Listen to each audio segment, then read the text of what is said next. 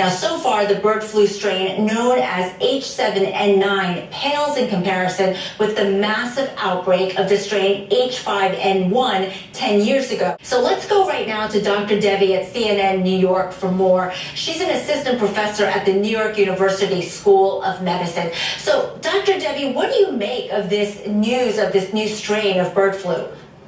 Well, it's concerning, Patricia, because it is another virus that can spread from birds to humans, so it's crossing species.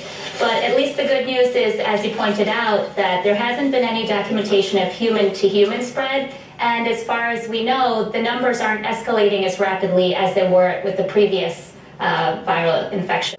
But they haven't yet pinpointed just how these people got infected. I imagine that's critical. Yes, that's the most important thing, to try to find out what the original source is or how this virus is spreading. One thing that the Chinese authorities have done is they have looked for the close contacts of the 9 people that have been infected so far. So they found 183 people and checked them to see if they have any signs or symptoms of having bird flu or any upper respiratory illness. So far, those people haven't developed any symptoms, which suggests that at least this virus doesn't spread between humans. So just how concerned should people be?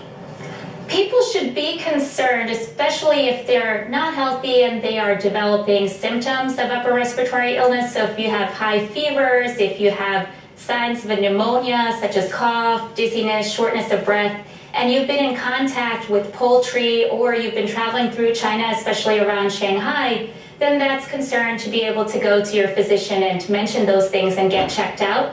I mean, that should be done anyway if someone has a high fever. Other than that, the fact that there are very isolated cases is important for us not to create a panic.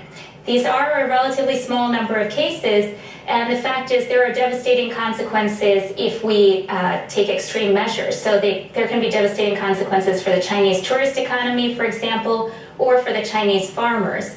I think it's important to keep in mind several precautions that we can take just to prevent viral spreads or bacterial spreads. So it is important to always wash your hands or to use hand sanitizers, preferably alcohol-based hand sanitizers, and to follow some of the routine precautions like that. But generally speaking, I don't think people should take any extreme measures because of this news. All right, thank you so much, Dr. Devi in New York.